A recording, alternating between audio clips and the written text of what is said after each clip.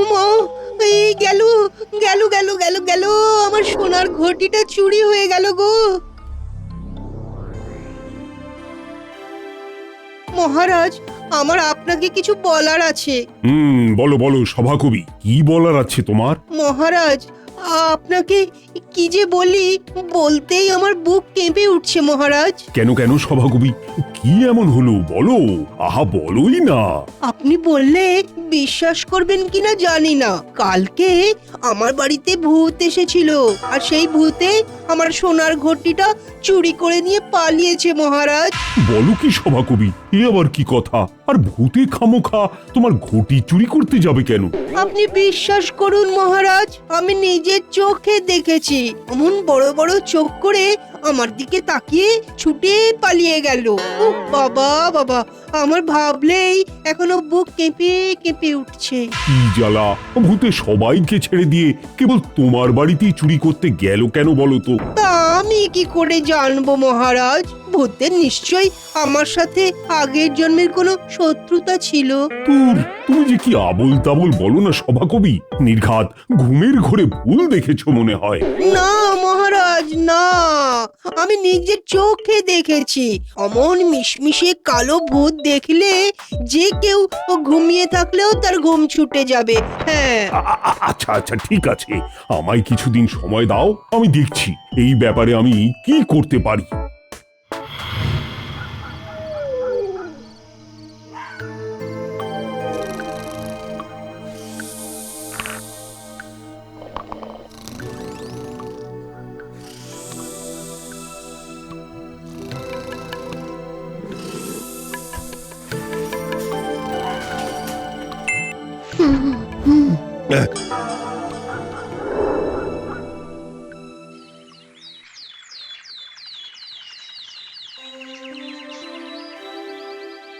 মহারাজ, সর্বনাশ হয়ে গেছে মহারাজ। সে কি সেনাপতি, তোমার আবার কি হলো?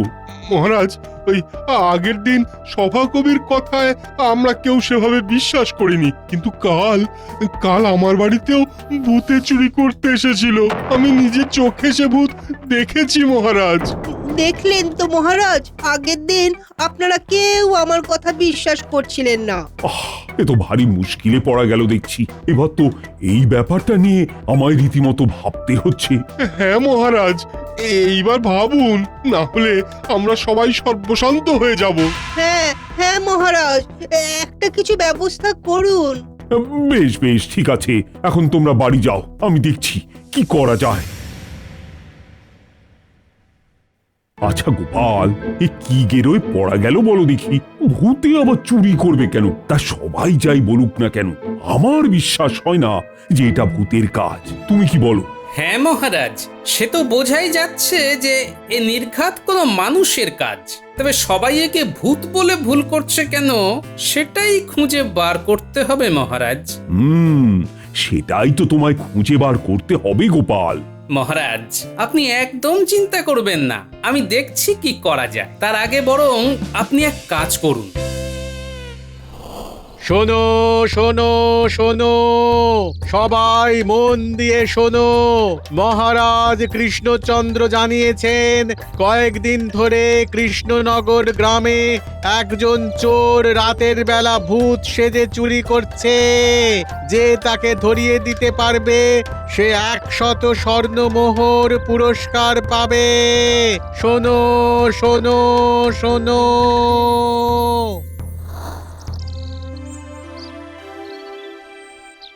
মহারাজ, আপনাকে আমরা কত করে বললাম যে ওটা ভূতে চুরি করেছে, আর আপনি কিনা ঢেরা পেটালেন চোরে চুরি করেছে।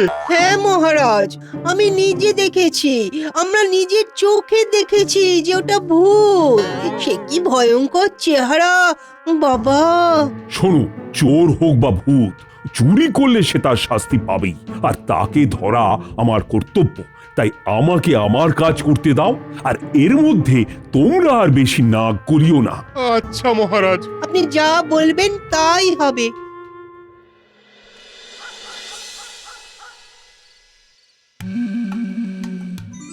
এইটা তো বোধ হয় সবচেয়ে দামি হবে। এইটারে আগে ভাগে থলিতে ঢোকাই বাবা।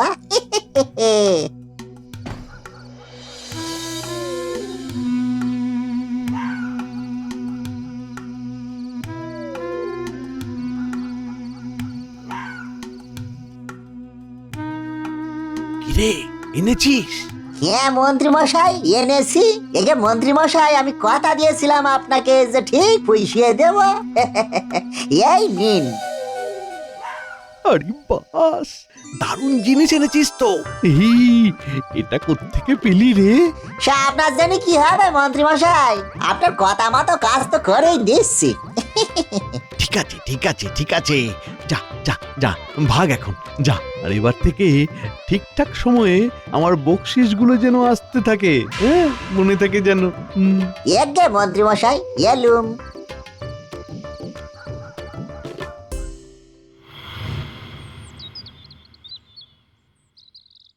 মহারাজ মহারাজ, আমার সর্বনাশ হয়ে গেছে মহারাজ।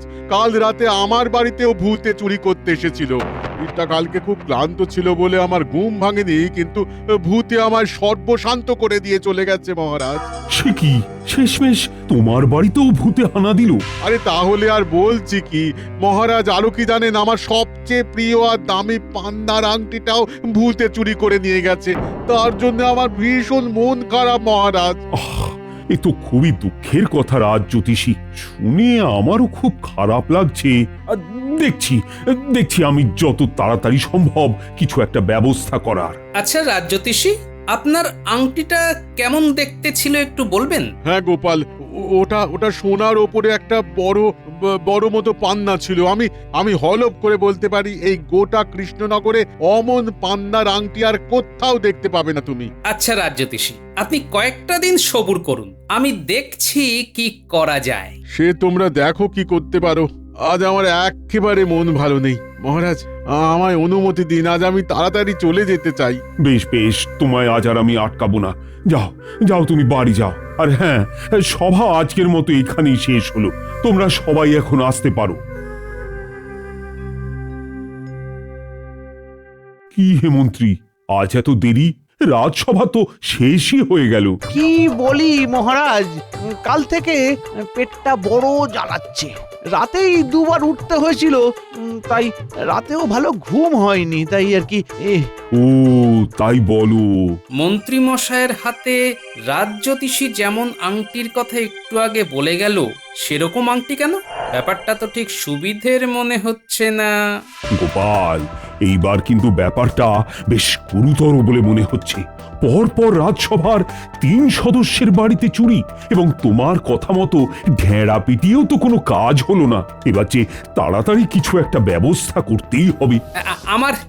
আমার একটা আর্জি আছে মহারাজ, এই ব্যাপারে আমি আপনার সাথে একটু আলাদা করে কথা বলতে চাই। হ্যাঁ, যত সব বাড়াবাড়ি, সব সময় ওনার আলাদা করে মহারাজের সাথে কথা বলতে হবে। শুধু এই নেব সেই নেব, এই ধান্দা। হ্যাঁ মন্ত্রী মশাই, আপনার মতো সৎ যদি হতে পারতাম তাহলে যে এই জীবনটা ধন্য হয়ে যেত। কিন্তু কি করব বলুন, লোভে পাপ আর পাপে মৃত্যু। হ্যাঁ সেটাই সেটাই সেটাই, যত তাড়াতাড়ি বুঝবে ততই তোমার মঙ্গল। না হলে একদিন এই লোভের চক্করেই তুমি মারা পড়বে গোপাল। ধন্যবাদ মন্ত্রী মশাই, আমাকে আগে ভাগে সাবধান করে দেবার জন্য। তোমরা এই সাপে নেউলের মতো সবসময় লেগে যাওয়াটা বন্ধ করতো। চলো চলো তো গোপাল, কি বলবে, চলো।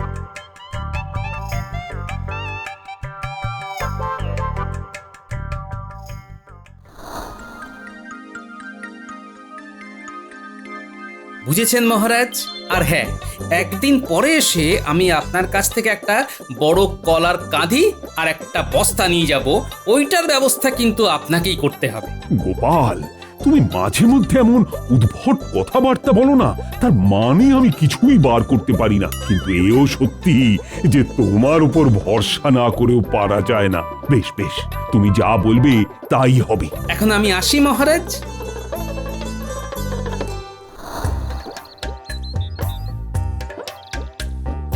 কই গো গিন্নি, কোথায় গেলে? তাড়াতাড়ি খাবার দাও, ভীষণ জোরে খিদে পেয়ে গেছে গো। পেটে খাবার না পড়লে বুদ্ধিতে আর শান দেওয়া যাবে না, বুঝলে? তা কি এমন রাজকার্য করছো গো যে বুদ্ধিতে শান দিতে হবে? সেটাই তো খুঁজে বার করছি গিন্নি। আচ্ছা শোনো, আজ সন্ধেবেলা আমার একটা কাজে বেরোতে হবে, বুঝলে? এই বলো কি গো, তোমার কি কোনো ভয় ডর নেই নাকি? কেন বলো তো গিন্নি? কেন তুমি জানো না এই গ্রামে কেমন ভূতের উপদ্রব হয়েছে? এই গোটা বাড়িতে আমাকে একা ফেলে রেখে তুমি রাত পর্যন্ত ঘুরে বেড়াবে? এই ভূতের রহস্যই উদ্ঘাটন করার দায়িত্ব মহারাজ আমার উপর দিয়েছেন গিন্নি। যে মহারাজ তোমাকে কিসের দায়িত্ব দিয়েছেন তা আমার জেনে কাজ নেই। হ্যাঁ, আমি মেয়ে মানুষ, একা এই ঘরে ভূতের ভয়ে থাকতে পারবো না। হ্যাঁ, তাই তোমার কোথাও যাওয়া হবে না, এটা আমি বলে দিলাম। হ্যাঁ, আচ্ছা, বেশ বেশ, আমার যা কাজ আমি সকালবেলা মিটিয়ে নেব। চলো চলো, এবার খেতে দাও তো।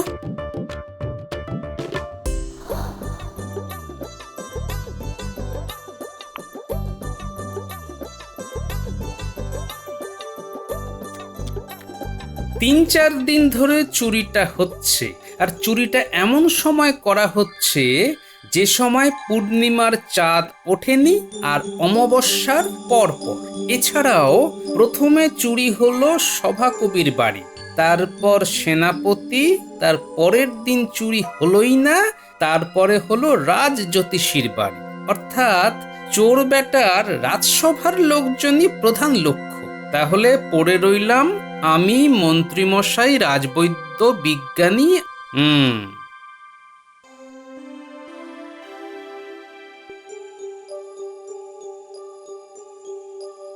দিন মহারাজ, সব তৈরি আছে তো? এই যে তুমি যেমন বলেছিলে তেমনি কলার কাঁথি কাটিয়ে রেখেছি। আর এই নাও একটা বস্তা।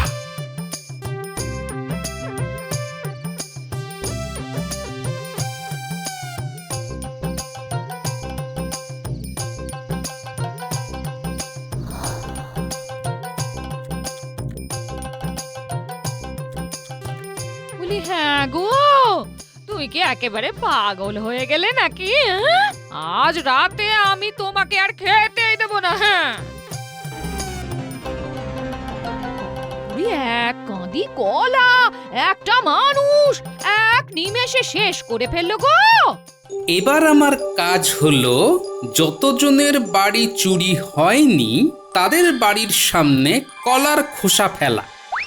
আগে আমার বাড়ির সামনে ফেলি, এই দরজার সামনে ফেলে দিই, ব্যাস। এরপর একে একে রাজবৈদ্য, মন্ত্রী আর বিজ্ঞানীর বাড়িতে ফেলতে হবে। চলো গোপাল, সারা রাত ধরে এখন কলার খোসা ফেলো। ভূত বেটা মাঝ রাতে চুরি করতে বেরোবে, ঠিক সময় ফাঁদ পেতে রেখেছি। বাবা, বারে বারে ঘুঘু তুমি খেয়ে যাও ধান, এবারে গোপাল তোমার বধিবে পরাণ।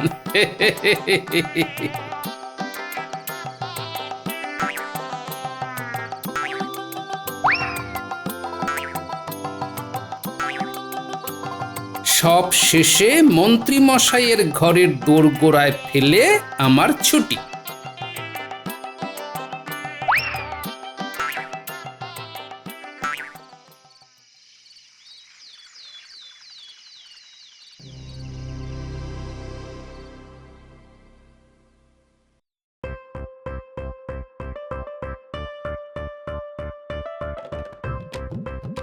রাজবৈদ্য মশাই, আপনি আমারে বাঁচান।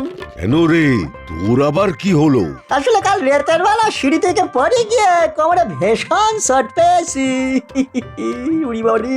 তুই তো থাকিস উড়ে ঘরে, সিঁড়ি কোথা থেকে পেলি? মানে হয়েছে কি, আমি আমার পিসির বাড়ি গেছিলাম তো কাল রাতে, তা পিসির বাড়িতে সিঁড়ি আছে, সেইখান থেকে পাটা পকাত করে পিছলে করে পড়ে গেছি গো। উড়ি বাড়ি। তা কই দেখি, কোথায় লেগেছে দেখি। তুই বেটা এখানে? হ্যাঁ, তোকে আমি কাল থেকে খুঁজছি।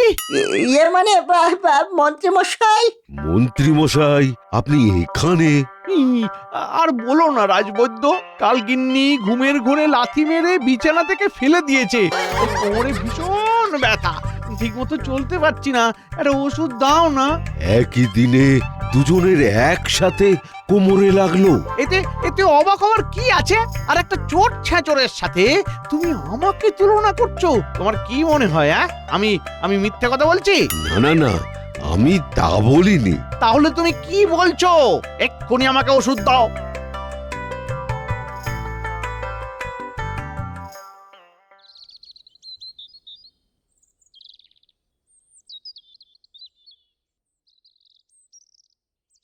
রাজবৈদ্য, রাজবৈদ্য, কোথায় গেলে কোথায়?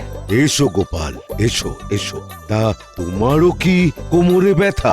কেন বলুন তো, আমি তো বলিনি। আসলে আজ সকাল থেকে যতজনই আসছে সবারই কোমরে ব্যথা, তো তাই ভাবলাম তোমারও হয়তো। তার মানে যদিও আমি আপনার কাছে সেই খবরের খোঁজেই এসেছি। আচ্ছা, আজ সকালে আপনার কাছে কেউ কোমরের ব্যথা বা কোমর ভাঙা এই রকম জাতীয় কোনো রোগ নিয়ে এসেছে? একজন নয় গোপাল, দুজন। তোমায় তাহলে বলছি কি, মানে? আসলে গোপাল সকালে কেলে পচা আর মন্ত্রী দুজনেই কোমরের ব্যথা নিয়ে এসেছিল। কি বললেন? মন্ত্রী? আচ্ছা, বুঝে গেছি। অনেক ধন্যবাদ রাজবৈদ্য। কি বললে? কিছুই তো বুঝলাম না। রাজসভায় আসুন, সব বুঝে যাবেন। এখন আমি চললাম। মহারাজ, কেলে পচা এবং মন্ত্রীমশাইকে এক্ষুনি রাজসভায় আনার ব্যবস্থা করা হোক, তারপরেই আমি সব বলবো। প্রহরী, গোপাল যা বলল তাই করো। এই তো মন্ত্রীমশাই, কেমন আছেন? গোপাল, এই ব্যাপারটা কিন্তু মোটেই ঠিক হচ্ছে না। একে আমি আমার কোমরের ব্যথায় একেবারে নাজেহাল হয়ে পড়েছি, এইরকম অবস্থায় জরুরি তলব দিয়ে আমাকে রাজসভায় আনা হলো কেন বলো? আপনাকে বেশিক্ষণ ধৈর্য ধরিয়ে আমি রাখবো না মন্ত্রীমশাই। তার আগে একটা কথা বলুন তো মন্ত্রীমশাই, আপনার কোমরে লাগলো কি করে? ন্যাকামি করার জায়গা পাও না নাকি? রাজবৈদ্য তো জানে আমি আজকে সকালে ওর কাছে ওষুধ নিতেও গিয়েছিলাম। কি রাজবৈদ্য, বলো? হ্যাঁ, আসলে উনি বললেন ওনার গিন্নি রাত্রিবেলা ওনাকে লাথি মেরে বিছানা থেকে ফেলে দিয়েছেন, তাই ওনার এই হাল।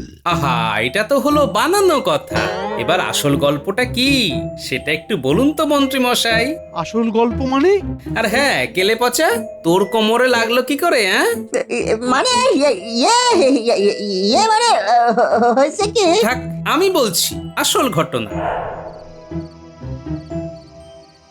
ওরে বাবা রে, মল্লুম রে, ওরে বাসা, ও বাসা বাসা রে, ওরে বাবা রে। এ তো গেল কেলে পচার কথা। এবার মন্ত্রীমশাইয়ের কথা বলি। মহারাজ, আমি মন্ত্রীমশাইয়ের বাড়ির দোরগোড়ায় কলার খোসা ফেলে একটু এগিয়েছি, দেখি মন্ত্রীমশাই সদর দরজা খুললেন। এত রাত হয়ে গেল, এখনো আসার নাম নেই।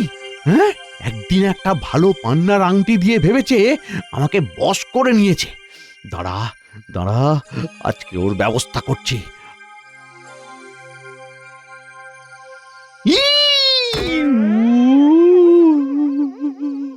ওরে ওরে, কে আছিস? আমায় ধরে তোল তোল। ওরে বাবারি, কে বেটা এখানে কলার খোসা ফেলে রেখেছিস? ওরে বাবারি, উ আচ্ছা, তার মানে মন্ত্রীমশাই এই চুরির মধ্যে আছে।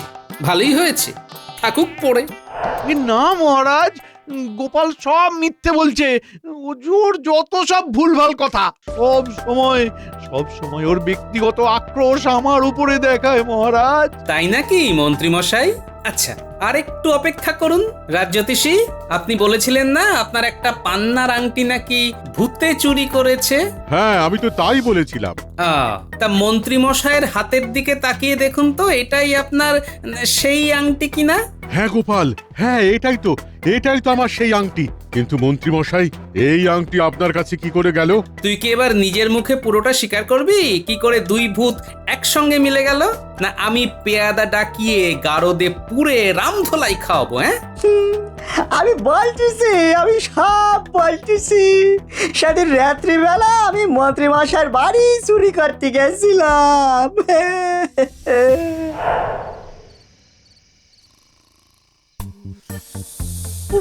বাবা, ওরে বাবারি, কাল গিন্নির কথা শুনলেই ভালো হতো। অতটা পোলাও খাওয়াটাই কাল হয়েছে আমার।